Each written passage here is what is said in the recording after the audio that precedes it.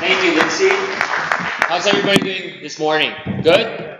You know, I used to live here in Atlanta, and I forgot how much I miss humidity, traffic, and good old Southern fried food, right? Thank you for being here this morning, and I'm very, very excited to be a part of this initiative called the SharePoint Leadership Forum. And this morning, I want to talk about that's something near and dear to me, and I'm sure it's going to be near and dear to you. It's this idea of the social revolution that's going on. Now, I was talking to CIO. I work in DC these days. I was talking to CIO a few weeks ago, and I was talking about what's your strategy? What's your plan around enterprise social? He goes, we don't want no social. We don't want no people posting pictures of their cats on our intranet. Right? He doesn't get it. What are you talking about? You see, we live in a very interesting time. We live in a very transformational time because how we engage and communicate and interact is like never before. For example, how did you find out of the royal baby? Was it through CNN? Somebody's Facebook post, right? Oh, geez, we're already. How did you find out, which is unfortunate, about the Boston Marathon bombing? In fact, the Boston police relied a lot on Twitter, Facebook, a lot of the social media channels to actually get the perpetrator. Because the way people communicate, engage, and how information flows is so fast in real time that traditional channels couldn't cope up with. And that's the world we live in. But the irony, friends, is in our corporate life, what's the number one engagement, communication, collaboration tool? A 1973 frickin' technology. We live in a different world. And I want to prove to you why it's critical for us to be a part of this revolution and, more importantly, to drive sustainability. You know this company? Back in 1999, they filed for IPO. They were valued $4.8 billion, top of their game. And around the same time, a guy named Reed Hastings decided he's not going to drive to DVD stores anymore. He's not going to pay late fees. He's going to introduce a new way of delivering movies called Netflix in 1999. And in 2004, Blockbuster at its peak had 9,000 stores and 60,000 employees around the world. Indestructible, right? In 2010, they filed for bankruptcy. 2011, acquired by Dish Network as just another company, and as of yesterday, no more Blockbuster, if you're keeping up with the news. What just happened here, friends?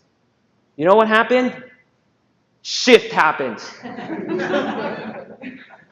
I mean, we all laugh, but if you look at the last 10, 20 years, where's AOL? Where's Netscape? Heck, forget 10, 20 years. Look at 100 years. Do you remember the company called Bethlehem Steel? If you don't know what that is, you weren't born yet. But in the early 1900s, Bethlehem Steel built America. They're the biggest steel manufacturer in this country and I guess in the world. In 2001, they filed for bankruptcy. Why? Because leadership didn't want to change. We're going to manufacture steel by hell or high water the way we did 100 years ago. Wrong answer. In 2004, they were acquired by a company called International Steel Group, and they're not around anymore today. What happened? Right here. What happened? Shift happens. You see, in 1995, the Fortune 500 companies that were around then, today, only half of them are still around. That's not too long ago, friends. Organizations in the last 100 years were built around this idea of hierarchy. Organizations were built around this idea of systems. Because we have to be efficient. We have to mass produce. So we got to do the Ford way. The Industrial Revolution.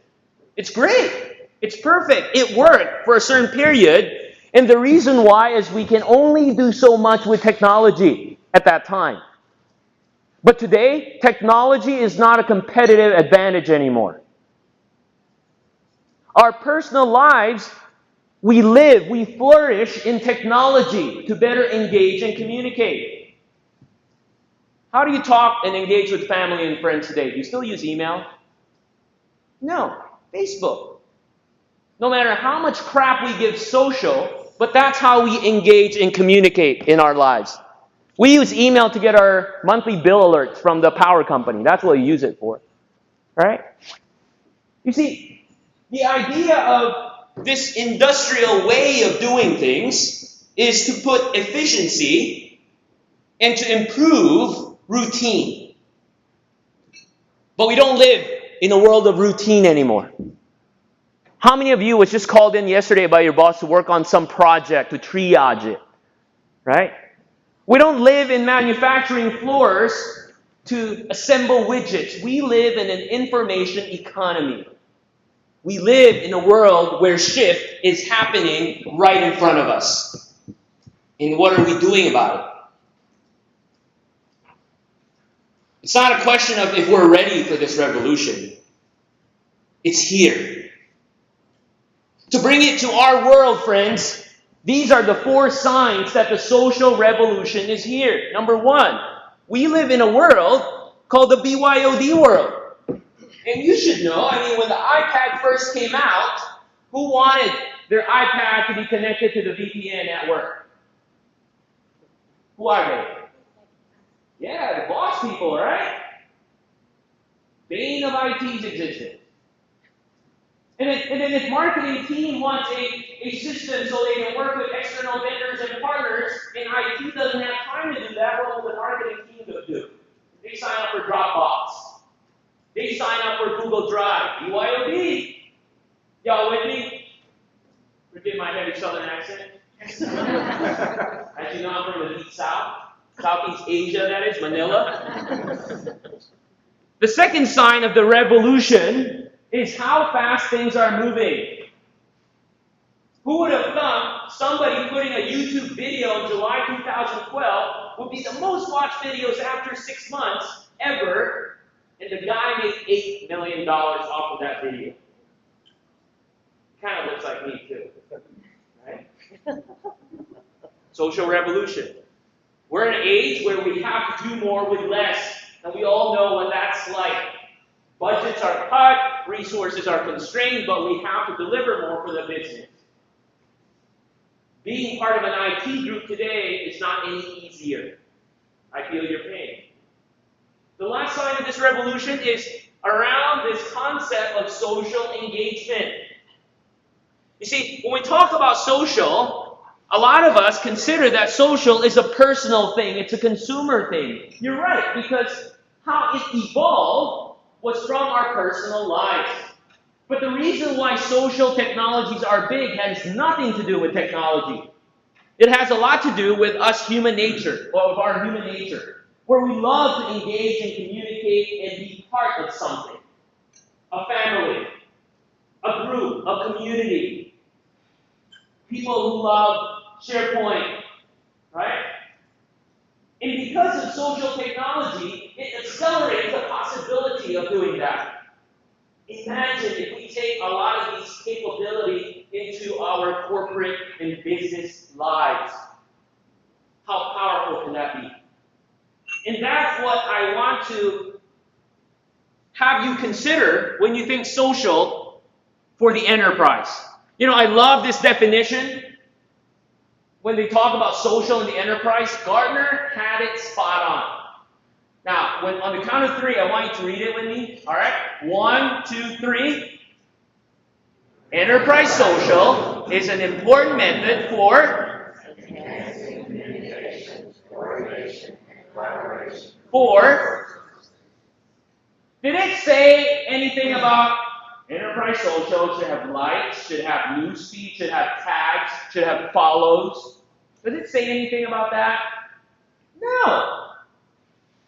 I was advising an organization a couple of months ago, 80,000 people. They're going to upgrade to SharePoint 2013.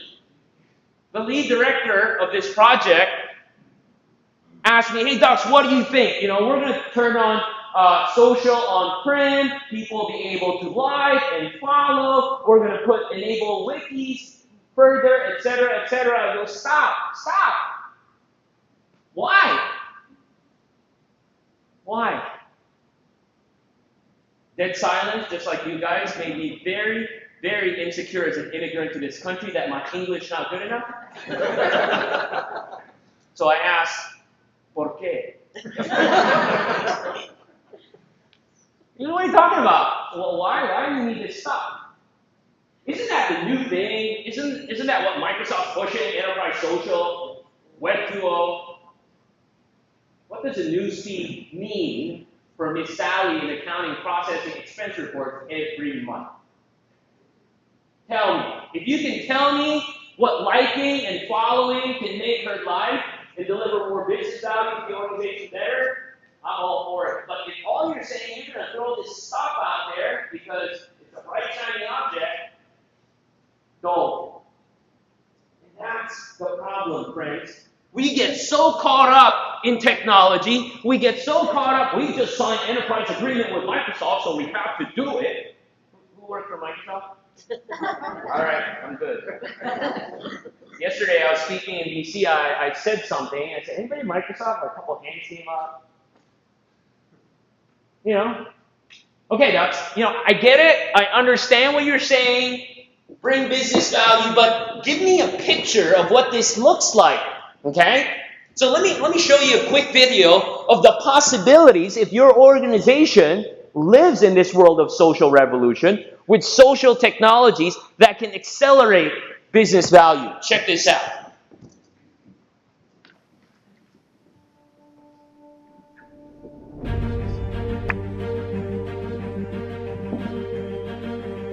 History has taught us that the whole is greater than the sum of its parts.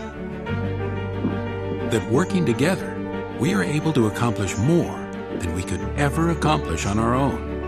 That when great minds come together, anything is possible.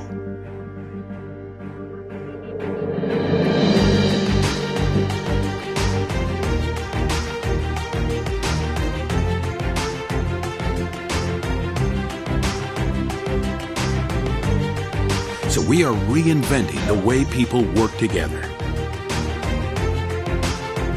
We are making it easier than ever before to share ideas,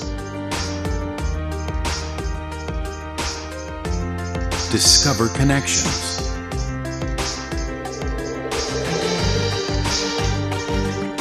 ask questions, find answers.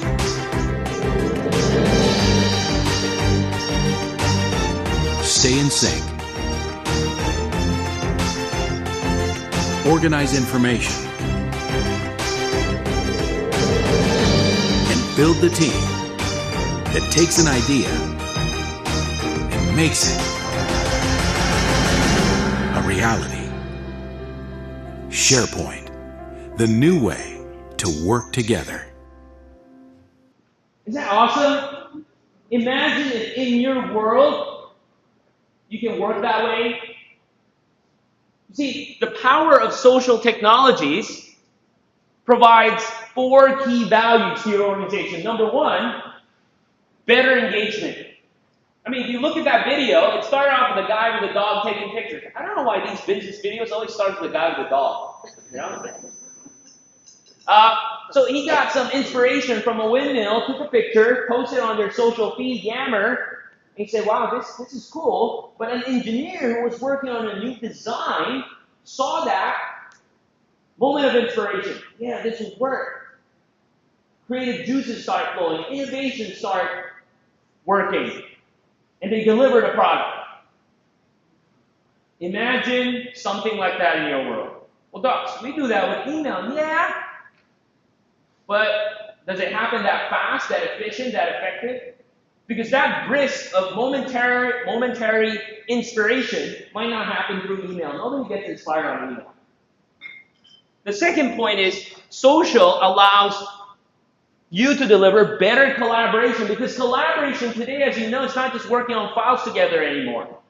Collaboration can mean communication, it can mean reporting, it can mean brainstorming, it can mean videos, it can mean audio and not just text. Another benefit of social is the ability for you to be agile. I know agile is a big word these days. There's concepts and methodologies about agile, but take it at a higher level, at a business level. Quick to respond to the needs of not only your customer, but your employees as well. The other benefit of social is this idea of connectedness. One key point I want you to consider is social is not just a product. It's not just Yammer. It's not just SharePoint. You saw the video.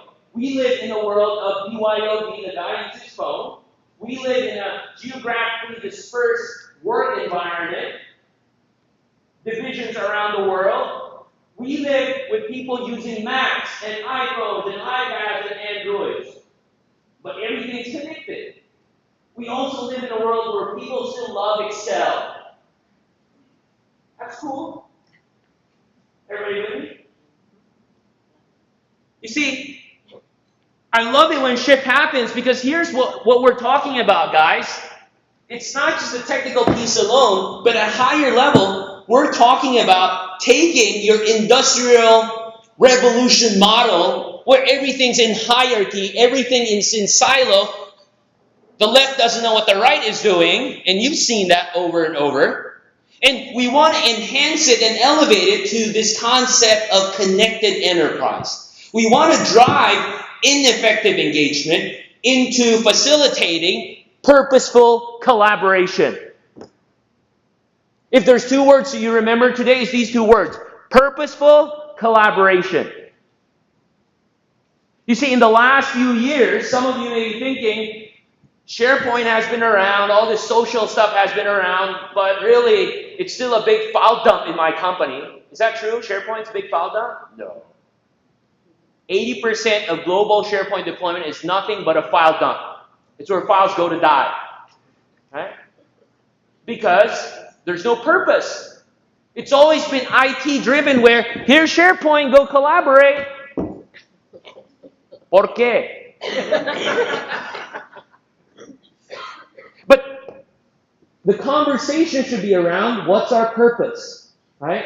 And how do we connect everyone in a better way? And that's what I just talked about. The problem why a lot of these social or collaboration initiatives doesn't work, because in most cases in the last few years, it's very technology centric. Oh, we've signed our EA. Oh, they gave us SharePoint Server Enterprise Mac Daddy Pimpin' version. Let's go roll it out. Right? And then once rolled out, here's a typical MO. Oh, we need adoption. Okay, so what we're going to do, we're going to send everybody to take a 4-day power user training or end user training. And life would be grand. 2 years ago, I was speaking at an executive roundtable, and one of the VP of marketing of a 100,000 people organization was in this session.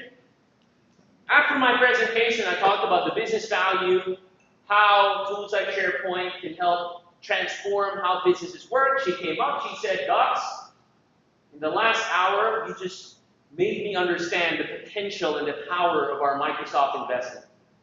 We've had SharePoint for 8 years, but it's nothing but a big file share. Can you come to corporate? Because we're going to have our next leadership meeting. Come to corporate and present the same thing you did." I go, okay. So they flew me out to their corporate headquarters. I did my thing. And after my presentation, IT was there as well, the CIO, the director of IT. The VP of HR talked to IT and said, "Wow, I didn't know we had this much capability. How come you, IT, in the last 8 years weren't able to communicate us to leadership in what the Ducks just showed us in the last hour?" Kind of awkward situation there. IT goes, no, we have 8 full-time people in our knowledge management staff. We have FAQs, we have learning portals, we have power user training, lunch and learns. VP of HR goes, whoa. I'm not a power user. I'm the VP of HR. I don't know what that means. Y'all with me? A lot of the adoption approach we take is purely technical. It's non-contextual. We don't talk about who owns what. Here's your SharePoint site, but being a site owner, here's what's required of you. Here's what you're not going to do anymore. Here's how you will be measured. We don't do that. And at the end of the day, what's in it for Miss Sally who's processing hundreds of expense reimbursement every month? If you can't connect that dots, don't do anything. All right, Docs, you talk up a big game up there. So what are you pitching? What are you trying to tell us? If you want to invest in this new wave of enterprise social technologies and reap the business benefits, what you want to aim for, it's not just adoption. It's sustainable adoption. And sustainable adoption, friends, it's not just training. Training is a part of it, but the goal of sustainable adoption is threefold. Number one, you want to drive excitement. You want to inspire and motivate people that this stuff actually is good for you. I mean, when you saw the video earlier, weren't there even just a little bit of inspiration or excitement that kind of tickled in your tummy when you saw that? Yes? That's what you want. You know, it's funny, when I started talking about this concept of driving excitement into business, IT people looked at me, what are you smoking, Ducks? I mean, you're talking Tony Robbins stuff here. I go, yeah. Because if you want shift to happen by hitting people's head with enterprise social tools, shift won't happen. They'll get headache. The other goal of sustainable adoption is you want to make sure you facilitate positive change. Getting people excited is great, but you want to make sure it changes not only how they work, but it changes how the organization delivers value externally and internally. And lastly, to grow and scale it, you have to make sure you're able to empower and mature your organization to continually maximize your investment in enterprise social. So how do you do this? I'm going to share 4 tips with you that you can walk away with. And these are the things that my organization, Innovative E, we've been doing in the last 5 years around the SharePoint technology stack. We're based out of here in Atlanta and DC, and we're really passionate about getting the business value out of your technology investment, specifically in enterprise social. So first step, to drive sustainable adoption, you have to secure stakeholder buy-in. Now, I'm sure a lot of you kind of sort of knows this, but with the buy-in I'm talking about, it's not just writing the check for you to buy that software. The buy-in that I'm talking about is really understanding, grokking the business value tactically and strategically these investments would provide. I mean, this is a dreary, gloomy report by Gartner. 80% of any social business efforts will fail through 2015 because leadership doesn't get it, and it's a very overly technical focus. So it's sad to say this, you know, but 80% of you here who want to engage in this is what's going to happen. The value I'm talking about can be related around financial benefits, saving money, making money, expediting innovation, just like that video I showed you earlier, where we can get products to market quicker, faster, sooner. We can improve new releases. Facilitate better engagement within the organization. You know, a lot of our businesses, we talk about deliver customer value, but how many of us truly even consider deliver employee value? You see, that's the industrial mindset, right? Our employees, they're worker bees, they're cogs in the manufacturing floor. They churn out stuff. As long as we churn out great products for our customers, that's all that matters. But what if we could do that and equally deliver employee value as well? See, when we look at social, the power that it delivers is we can empower folks from the bottom up to make top-down business goals successful, visible, and effective. You know, I love this story from Nationwide Insurance. Anybody know Nationwide? You know Nationwide Insurance, right? There was a family, I think it was last year, you know, they bought a policy from a local broker. You know how you can buy car policies from, not necessarily direct from insurance, you buy from insurance agents. And their RV broke down in the middle of nowhere, Florida, thunderstorm, bad weather, all that stuff. So the family in this RV, the dad called the broker and said, hey, I'm sure my policy covers this, so why don't you send somebody to help us, pick us up, and fix this RV?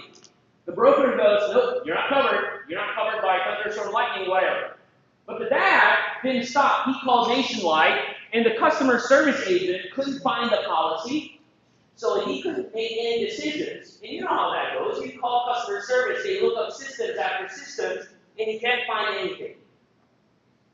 Nationwide Insurance has Yammer as your social platform.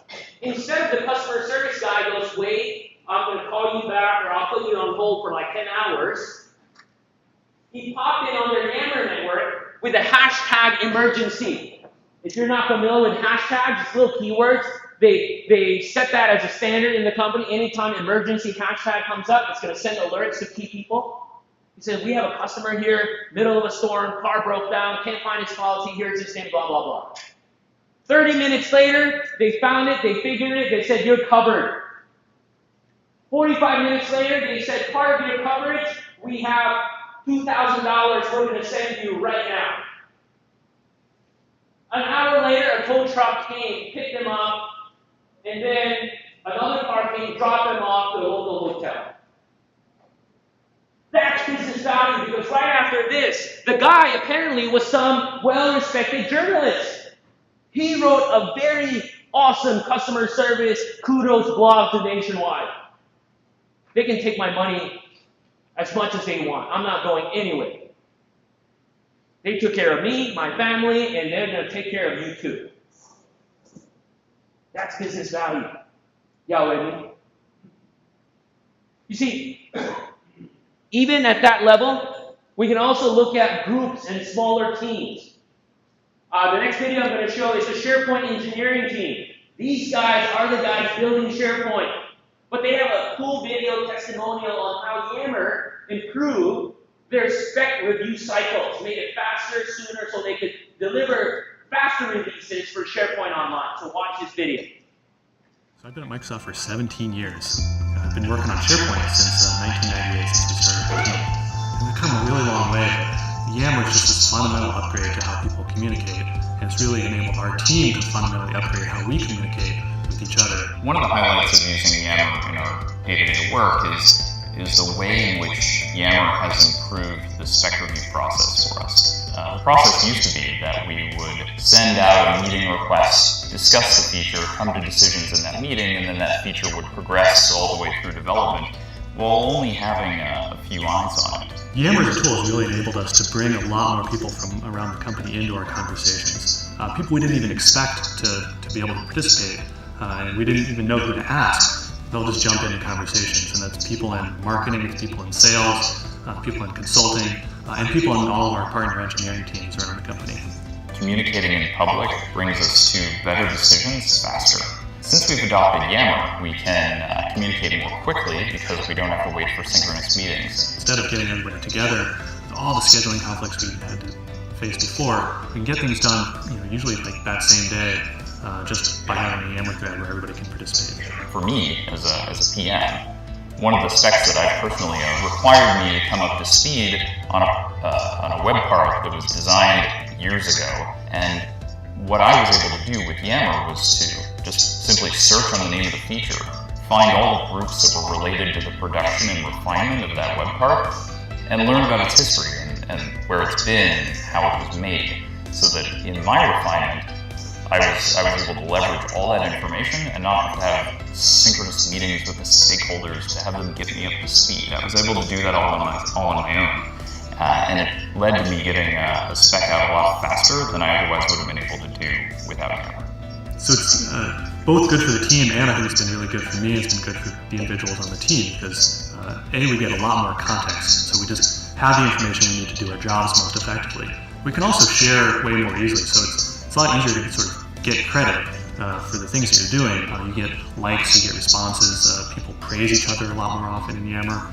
It's really been an amazing tool, I think, for individual empowerment and engagement. Communications are better in the open, so by moving to Yammer, it helped us get to better designs faster and better communication with our field and better communication with marketing and ultimately better product for customers.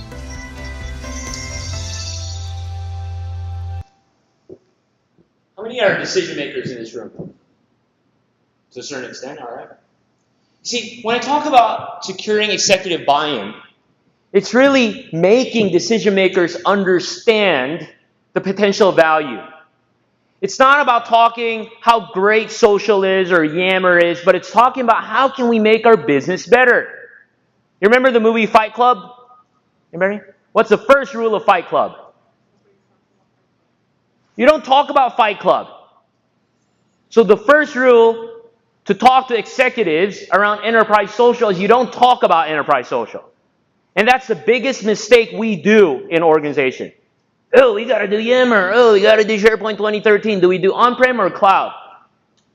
While that's important, enterprise social doesn't matter. Business matters. Our goal is to be aligned in a single vision with the executives. It could be a big strategic vision or tactical vision, and then tie in how enterprise social can help accelerate and facilitate the vision. We got to be in alignment as an organization. Y'all with me? You feel the love? You know, another good story I love is Zappos. You guys know Zappos? They make shoes. You know what their corporate mission is? It's somewhere along the lines of deliver the best customer service experience, bar none. That's their thing. So a few years ago, they have a big warehouse in Tennessee for the East Coast. There's a predicted nasty ice storm that's coming that's going to cripple flights and transportation, all that. And one of the things, if you've ordered at Zappos, their commitment is you will get what you ordered on the day we said you're going to get it or earlier. That's their thing. Hell or high water. We're going to deliver that. So when this weather system came, or was reported to come, one of the folks in the warehouse posted in their internal social feed and said, hey guys, bad storm's going to hit. We need all hands, all the help we can get. We're going to ship this as much as we can before the storm comes. So our customers would get the best experience ever. Y'all with me? Folks from IT went down to the warehouse. Folks from HR, folks in accounting packed boxes. In the industrial world, I work in HR. I handle performance eval. I handle hiring. I don't do no packing boxes. I work in IT. I do upgrade to Windows 7. I don't pack boxes. But when we talk about alignment in organizational vision, yeah, you work for IT, but it's for the greater good, which is delivering the best customer service experience. The same way the Nationwide Insurance customers rep, since he can't find it in their traditional system, posted network, managers from around the organizations jumped on and helped. That's where your executives should be at. And if they don't get that, if they don't see that, don't do anything. How are we going to tackle this stuff? There's a lot of different business value propositions you can pick. Yeah, it could be as simple as we need to better engage folks. As simple as, we're wasting so much time on meetings. How can we improve that? We're being very inefficient with working together because we rely on email and file shares. How can we improve that? How about better innovation, getting ideas from people? Another good story, Red Robin. The CEO is very forward-looking. He wanted to figure out how to make the bottom line better for Red Robin. You guys know Red Robin, right? The burger chain. So he posted on their social network, say, anyone who comes up with the best idea on how we can save money, I'm going to give you $1,000 cash out of my pocket. And I'm going to give you 48 hours. The idea with the most likes, you get my $1,000. After 48 hours, 2 days, The idea that surfaced up, you talk about innovation, was from a server in one of their chains in Chicago. And the server was talking about how instead of this kind of plastic cup, they can get a different kind that will help them save a lot of money. Because apparently this server already did the math. The server got $1,000. They got information quickly. Imagine a server talking directly to the CEO. But here's the bigger story. They got 500 ideas. And they implemented 100. He only paid for the first one.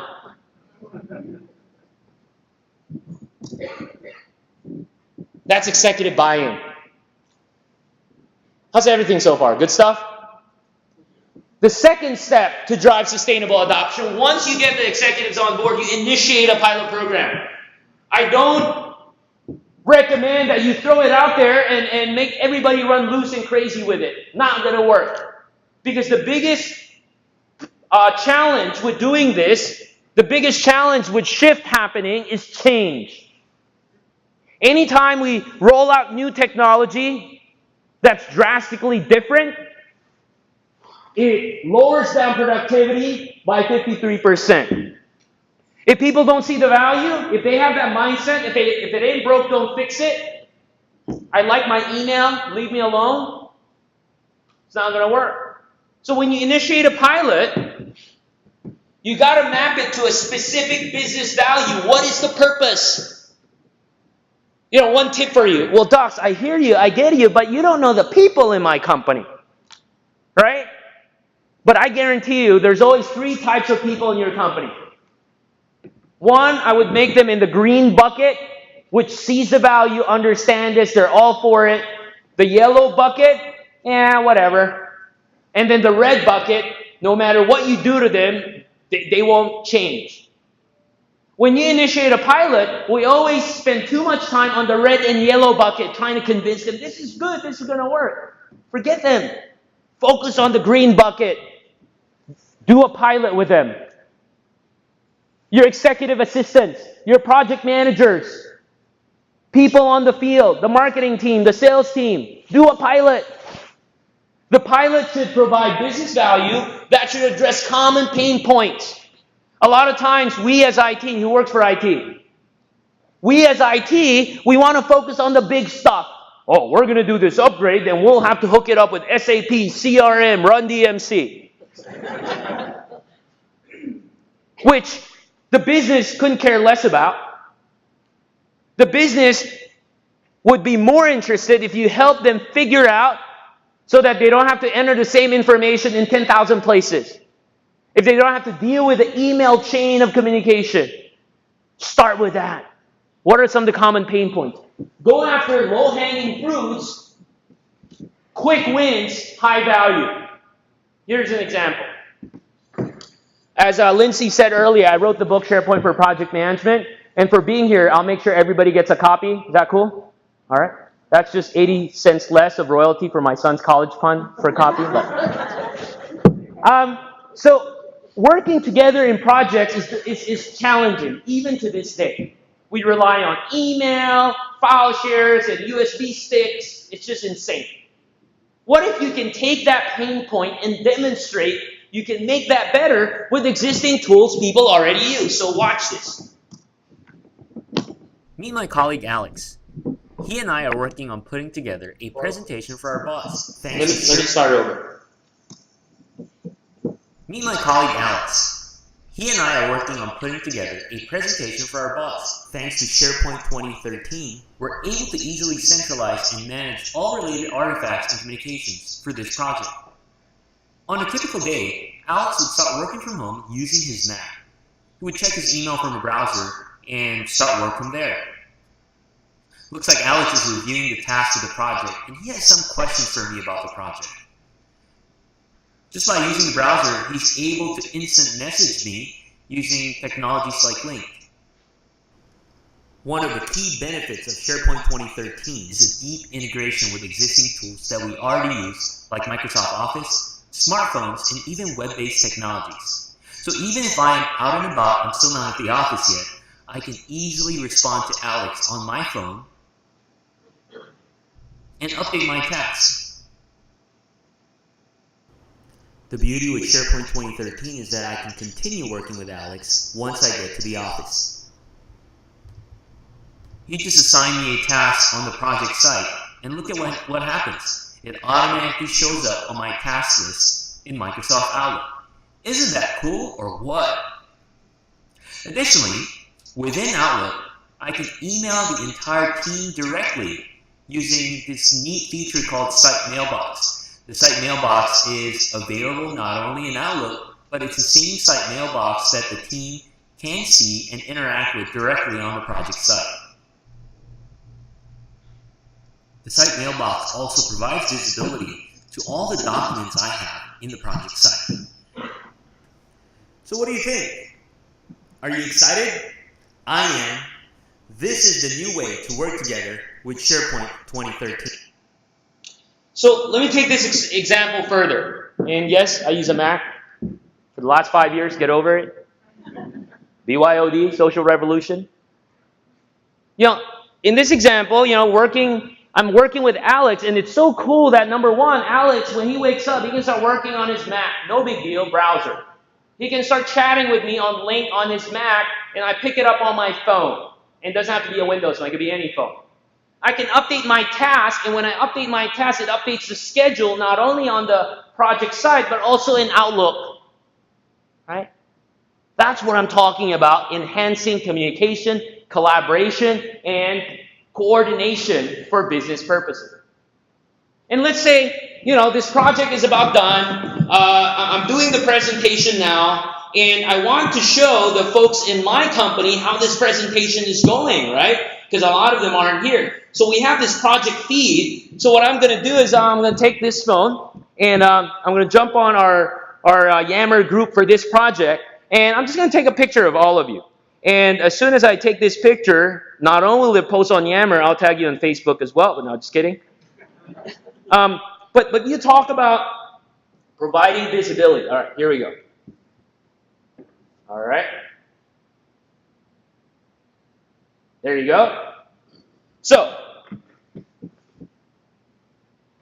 now I've posted it. Just give it a second. The feed would show up, and if somebody's subscribing to the feed in my company, they'll see that's, wow, great crowd, right? And as soon as that happens, again, people involved in this project, internally, externally, would see that information. Because if I just emailed it, I could just email it to 2-3 people, but there might be other parties in the organization that may be interested or get value. I just posted this. Maybe my events team, when they see it, they go, wow, that's a nice room setup. It's a great idea for the next meeting we put together to set the room up with a fish tank in the back. Right? And indirectly, I wasn't trying to send a message, but somebody got an idea from that. Y'all follow me? Let's see. Oh, there you go. The power of social. And then let's say, you know what? These are all the files I work with for the project. And, since I'm done, I want to share it for the rest of the company. So when they do a project like this, they could use this. I'm looking at this file, but with the integration, I can post it. So from a document in a document library, I can post it directly to the Yammer group. Say, this is the presentation checklist I use. Because I'm sure somebody would find benefit from this. Post it to the executive presentation project group and hit post. Voila. That link was just posted now. People seeing it. Let me look at Dustin's checklist when he prepared. Y'all follow me? No emails was hurt during this demo. The power of social. So when you do a pilot, the idea is you want to prove that social drives business benefit, and social is not just a destination. In a lot of organizational implementations I see today, social in people's mind is a place they go to look for news feeds, likes, follow, or look at the internet, what the CEO is doing. It's a destination. What I challenge you is shift this view to make social a platform to get my work done faster, better, sooner. That's the idea. Because today, let me ask you, if you go to work every morning, what's the first piece of software other than Windows you open? What? Outlook. Somebody was trying to sound really cool, SharePoint. Not really. You open Outlook first. You can't live without Outlook. That's cool. Or Excel. Right? If you take Outlook and Excel away, people can't function at work. Unfortunately, if you take SharePoint and social stuff out of the way, Yammer, it's okay. Because SharePoint is a place where I just put my files. Yammer is just a place I go to. If the Red Sox won, I'm going to say like. You want to shift the thinking. Because today when people think SharePoint, their biggest concern is, I don't like how SharePoint looks. Make it pretty like Ferrari.com. That's just their biggest concern. But does anybody come to you and say, I don't like how Outlook looks. Change it. I don't like how Excel looks. It's make it more look like Apple. That's dumb. Because they don't view Excel, Outlook that way. They view these two tools as a way to get their work done. And that's the challenge I have for you. When you think enterprise social across the stack, you want to convey that this stuff gets your work done. I can't live without this stuff. It's a tall order.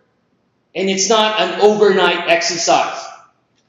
So you do this pilot because not only you want to ensure that it works, there's value. So your pilot might be around meetings, might be around improving project collaboration, might be around improving reporting or customer service, whatever. Take what you learned from that pilot and then think about what worked, what didn't work, and see how you can scale it throughout a larger audience. Right now, we're working on a project, 100,000 people organization. We just finished a pilot a few months ago where I piloted how to really prove the value of social to 80 people, 80 business decision makers in this company. And now we're working towards rolling it out to 100,000 people around the world. Challenging, yet exciting. Because we're not just talking about rolling out a new tool. We're rolling out a different way on how people is going to work, which will make it better and more efficient. Part of your pilot, make sure you teach them, you train them, make sure it's contextual, make sure it's relevant. So if you're talking about how to improve project collaboration, talk around how they work today and how painful it is, and talk about how it's going to be better. You don't want to start with, here's a list, here's a library, here's a workflow. ¿Por qué? Keep it interactive. Nothing wrong to have fun. Nothing wrong to motivate people, inspire people. One of the things I've done, and I still do, is when I put together learning programs and training, is I inject games into it. So one of the games I use a lot is this exercise called SharePoint Jeopardy. So when I start the training, I tell people, gang, and I set it up in groups like this. You got to listen, because after the training, we're going to play SharePoint Jeopardy as a team. And whichever team wins, you get a prize, whatever. All right? And then normally music kicks in too. Da-na-na-na, I play like Alex Trebek. So, okay, well, let's try this out. See how this works, all right? Okay, so for SharePoint Jeopardy, let's start with SharePoint doesn't suck. For 100.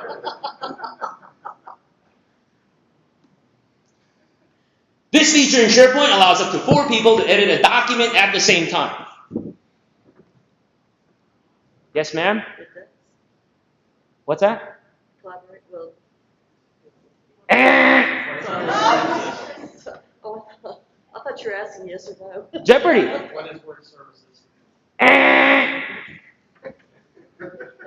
Man, this is scary. Yes, ma'am? What's co-authoring? Very good. What is co-authoring? Let's give him a big round of applause. In SharePoint 2010, it has a feature called co-authoring. Well, what just happened here? We took learning to a whole new level. We had fun. We made fun of some people. People were engaged, were thinking. But here's the best part. Everybody learned from Sean. I'm sorry, Sean, right? Okay. I memorized all your names. You see that? It's a different way of learning. It works. By the way, this thing I built, it's a little PowerPoint thing. You guys want this? Yeah. All right. It's $100 a download? No. I'll make sure you get a copy. Give homework. So make sure once people learn stuff, if you employ this way of learning called active learning, make sure you give them homework to do something about it. Now that you've learned about co-authoring, I want you tomorrow to start using it and tell me how it is. The third step is now you implement sustainable adoption program organization-wide. And when you do this, you cannot do it by yourself. You got to engage with key business groups to help you roll this out. Your corporate communications, your HR group are crucial. These two groups of people are really, really good at driving communications and change initiatives to organizations. A good story here is, the company called Scana Energy. It's here in the Carolinas. Scana Power. When they upgraded to 2010, first of all, people had a bad taste of SharePoint already. They can't find stuff, too much information. So when they upgraded, they took a different approach. They said, you know what? We want this to be a tool that can make people's work life easier, faster, better. So when they launched it, they started a few commercials, and the whole campaign was around Extreme Makeover. You know that show, Extreme Makeover? So they had somebody in IT play like Ty Pennington, and I saw the video. It's like, I know how you guys hate this crappy intranet. In the next few weeks, we're going to unveil our new intranet. So they show glimpses like the before and after. I can't find information. So they had, somebody play like an angry user. It's too much stuff. Permissions are up the wazoo. And then what about if you could do this? So that piqued people's interest. And that's the work of their corporate communications team helping them with this concept. And then during the big launch, what they did is they had a company picnic at the parking lot. They hired a trailer, those semi-trailers, like Extreme Makeover, that covered up like a big, massive screen. And when the time comes to unveil it, they had, okay, move that truck. So they moved the truck, and this big screen is the new intranet. And they talked about how great it is, how it's going to help their work. And then what's the call to action? Sign up for a 1-hour lunch and learn. Got people excited. Got people saw the possible change. Right? You have to establish scalable support. If you want enterprise social to drive value and mature and grow, IT alone cannot do it. Provide a way that they can help themselves. So you have to have a self-service repository where users can support themselves. So things like FAQ. I love this product called Visual SP. If you don't know what that is, check it out. It provides contextual help within your list and libraries, like little things. How do I upload? How do I connect to Outlook? Little videos would show up. And then second, which we don't do a good job with, is we provide a community platform. Not only from a technical perspective, where users can go there and help each other, ask questions, showcase what they've done. In SharePoint 2013, they have a feature that supports to do this. It's called Communities. There's community sites. But take it further when you establish user groups, events, lunch and learns. And then IT would focus on the heavy lifting. And what IT can do is if they get enough requests for a specific workflow or a specific solution, IT can then make it more generic and feed it back to the self-service or community so users can now help themselves. It's a very social way of scaling support. Yeah? The essential components of your sustainable adoption strategy involves training, which we talked about, involves support, and also it involves ongoing engagement with the business, communication and collaboration with technology and the greater business in general. Fourth step, to drive sustainable adoption, once you roll it out organization-wide, is you have to facilitate engagement. And facilitating engagement, first and foremost, means you got to gather feedback on what's working, what's not working. We as IT don't do a good job with this. We as IT, our mindset is, oh, we just did the upgrade, SharePoint 2013, we're off to the next project. I'll talk to you about this in SharePoint 2016. No. Take the Toyota model. I don't know if you know what Toyota does, but they have this whole continuous improvement Kaizen approach. I love this model. And if you don't know what it is, one of the things they do in the shop floor with continuous improvement, they put a lot of trust in everyone. Part of their rule in the manufacturing facility, at every corner, they have these little whistles that you can pull and a little horn would sound. They told everyone, including people, on the work floor, if you know and if you think you can make things better or something's wrong, pull the horn, stop work. We're going to talk about this. That's a tall order. I mean, what if you called out your boss, your foreman, and say, that way is not working well, there's a better way. So what I'm saying here, friends, when you gather feedback, it's not just about technology. It's about open collaboration, and it's about being a responsive organization. And it takes a lot of shifting. That's why your executive has to be a part of this. I was working with the customers a few years ago, and one of the executives were bought on, the CEO was bought on, and said, one of the things we're going to do right away is not bring USB drives to our management meetings. Because the managers do presentations, bring their USB. So the CEO said, we're going to use SharePoint and put all the presentations there. In the first meeting, one of the managers came in with a USB drive. The CEO goes, what's that? It's my presentation, boss, for sales. I thought we agreed, we all got trained on how to use a library, put our PowerPoints there, and we'll just present from there. I don't have time to do that. The CEO goes, we'll make time, go back to your desk, we'll wait here. Y'all with me? Never happened again. Collaboration just worked. So it's not just technology. When you gather feedback, solicit ideas, drive adoption activities, events like this. I mean, you can do so much with online stuff, but it's a face-to-face that matters. It's a non-verbal communication that matters. User groups. There's a lot of great user groups externally, or SharePoint Saturdays, SharePoint Atlanta user group, even this type of events, but internally established communities.